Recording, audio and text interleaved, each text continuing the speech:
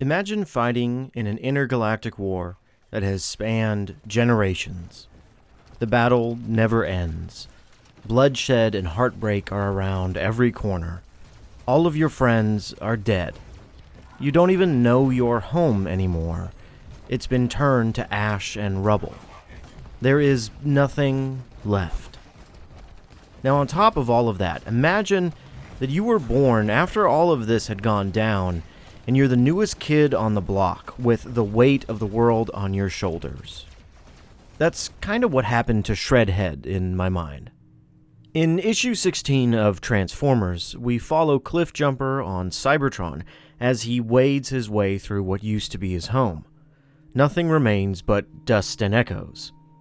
This is the exact location where Starscream executed his clan, which is exactly why no one would have ever suspected that he hid a spark canister underneath what once was.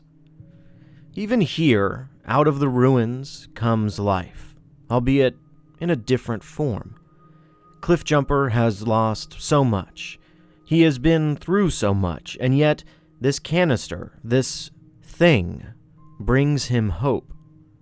The chance not to bring back his long-lost clan, but perhaps to create something new in its place.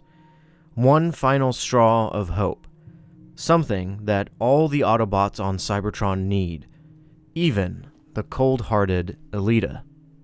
Through the fields of battle, Cliffjumper finds himself before the Great Well of Sparks, not sure what he can even do to fulfill his mission. But Cybertron itself knows, and offers him a chance at this conceived hope. As all seems lost, everything must be gambled to turn the tides of war. The Well of Sparks moves, it groans, it lights up as new life is created where old life once was. Combining of sparks, the creation of a new body. Out of the clouds of creation steps Shredhead, a being entirely new to this world. Immediately upon coming online, we're shown that Shredhead is a new generation of Autobot. They're not tied down by the previous cycles of endless war, nor are they rusty from eons of guerrilla warfare. They immediately dispatch Carnivac, Blitzstream, and slices Hotlink clean in two. Shredhead has turned the tide for the war on Cybertron. But it's a quieter moment that we see them next in issue number 20, when they sit with Cliffjumper for a moment of reflection. It's a somber moment, as Cliff wonders if Carly is safe, but he also wonders if any part of Shredhead remembers who he is. Shredhead's response that Cliffjumper is like a hazy memory obviously is bittersweet, as Cliff's response is a solemn, okay. But even in this moment of darkness, Shredhead, ever the optimistic, is hopeful. They hear that Carly is a brave warrior responsible for the mural on the side of their alt mode, and immediately spring into action. She must be saved. But even Cliffjumper is still unsettled. He is small, like Carly, and afraid that he's not strong enough. Once again, Shredhead, perhaps in a moment of blissful naivety, claims that they are strong enough for the three of them. But the three of them were never going to be a family, at least not yet. Elita's success in bringing the space bridge back online is not a tactical move that really benefits her war effort, but in fact, it's really just a way to get rid of Cliffjumper. She says this much when she orders him to return to Optimus and leave Shredhead behind. They are needed on Cybertron to win the war. Cliffjumper and Shredhead say their goodbyes, and Cliff whispers to tell Carly hello, as he hurls the unsuspecting Shredhead through the portal. But it's not until Daniel Warren Johnson's finale that we get to see our young warrior again, as Shredhead arrives just in time to assist the beaten Optimus Prime to fight against Megatron. Coming in from literally nowhere, yes, we'll talk about this, Shredhead once again shifts the tide of the war in the Autobots' favor, all while telling Carly that Cliffjumper says hello. Megatron is badly hurt, and even poor Soundwave stands no chance against this new spark. Sadly, Shredhead takes a back seat following the defeat of Megatron and is, for the most part, unseen for the majority of the next arc. They pop up here and there with a few lines and is mostly absent story-wise. My main guess here is that the focus of the comics were really to bridge the gap between the Earth and Cybertron storyline, hyperfixating on setting up major plot points like Thundercracker's change of spark, the introduction of Mask, RC Magnus's upgrade, and of course, Alita Prime's exit from Earth.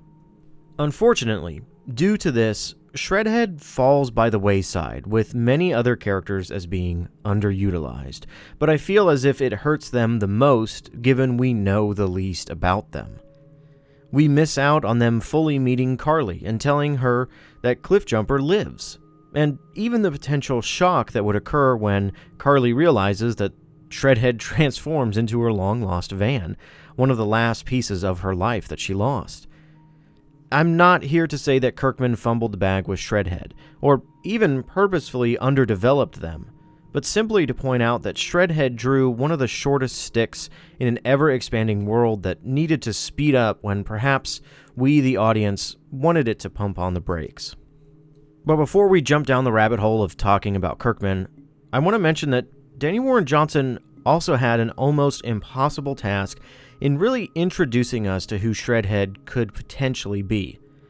Their introduction was amazing, and even their short time with Cliffjumper was monumentally memorable. But yet again, due to the way the story pieces lined up, Shredhead just kind of showed up and helped win the battle in issue 24. Many people at the time of issue 24's release really hated this, calling Johnson out as using his self-insert as the savior of the Energon Universe. They even had the gall to say that Optimus didn't actually do anything for issues 23 and 24 of this run. Insane logic. They were obviously not even reading the same comic we were. Shredhead's surprise arrival and quick work on Megatron is honestly my least favorite story beat of their character. Not because I feel it's cheap, but because I feel it's a bit unearned, or again, underdeveloped. On the flip side, though, given all that was crammed into the average 22-page limit of each issue, there's really nothing I'd be willing to cut out in order to give Shredhead more development. This is the reality of comics. You don't always have the luxury of slowing down once the train is rolling. Some say that Danny Warren Johnson should have stayed on this comic, and that his 24 issues should have been expanded into at least 50, but I personally think that would have been a horrible, horrible idea. Even still, Johnson has expressed that 24 issues was all that he could handle. After all, the man does love creating new works often, and probably didn't want to get too far stuck into a franchise, even one as beloved and rich as Transformers. So, while Shredhead's usage in the series has been a little lackluster, I still feel as if their potential shines bright. This feels especially true when I asked my Discord server members what their thoughts on the matter was, and they really came through. I personally like Shredhead. I like what they're doing in the comic where they have it being a combination of sparks that we either could or could not know is very intriguing. And the alt form is pretty nice too. I like it that it's Carly's van after it got wrecked in the battle of the space bridge. The weapons are pretty sick too. I love the pretty yellow lightning sword, it's so cool. And the shield is pretty stellar too. The design overall is pretty nice, with it being the right amount of chonk and built different, but not like too excessive. Their character arc so far has been nice, with it being coming back to a war and evening the odds, meeting up with Carly on Earth, and passing its message on from an old friend to a new friend, and helping Optimus with a deserved assist. Overall, Shredhead has been nice to have in the Energon Universe so far, and I hope we can see more of them. So Shredhead is awesome, and not only is it because having an original character is something that I love, but also I will always welcome, But another thing too is that I absolutely love Shredhead's robot form and vehicle form, and the design for them is absolutely amazing. But another thing too that makes me really, really love Shredhead is in issue 24, where they save Optimus from Megatron. And because of that, the tide of the battle wouldn't have been in the Autobots' favor, and Shredhead helped turn the tide during that, helping Optimus win the day, which is absolutely amazing, and I love that moment. And in terms of adding Shredhead, I'm all for it. Yes, it was a writer injecting himself in the story, but so much of Daniel Warren Johnson's strengths comes from his enthusiasm, be it metal music for Murder Falcon or for professional wrestling and Do a Powerbomb. And Transformers had to have been a lifelong dream of his. So for him, it was like, I have this opportunity to write a Transformers series for a large audience, and I get to create my own character. And again, as a reader, the dude's enthusiasm is contagious. Shredhead has a ton of potential, and his origin and the way he was brought up into the narrative is incredibly unique, but he is exceedingly underutilized, at least in my opinion.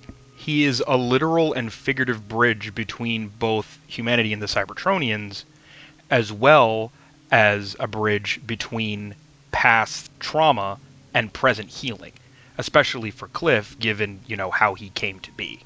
After all, Shredhead is quite literally a new Cybertronian made both because of and in spite of what was essentially ethnic cleansing by the Decepticons and, more specifically, the Seekers. He has so much narrative weight that has yet to be fully explored either by him or by whoever will be writing this, be it Kirkman or anybody else. And while I'm sure they'll get to that at some point, I would love to see more of it sooner, all things considered. So you can see, even just within our own little community, which I'd encourage you to join via the link below, you can see that Shredhead is an enjoyable character that just needs more time to evolve. It's easy to see them as a self-insert, but let's be honest, if you were writing a Transformers comic and had to bring in a brand new character, would you not also inject aspects of yourself into them? I know I would. I'm excited to see what is possible with Shredhead. I truly am. I feel like they could be such an interesting way to explore the broader universe we've been given, whether that be on Earth, Cybertron, or wherever else we're taken in the future. And I honestly feel now, with the cast being split between Earth and Cybertron, there's even more open opportunity for Shredhead to shine brightly. And, of course, Hasbro, please, give me a toy. Come on. Shredhead toy now. Thanks for watching this video, and if you want to join the conversation in the community, then I highly suggest joining my Discord server. It's just $1 for a lifetime entry fee. It's a really fun place where we get to talk about these comics and really any type of media. We do movie nights, game nights. We even do a monthly Energon Universe call where we talk about all the issues going on. I'll see you guys next time.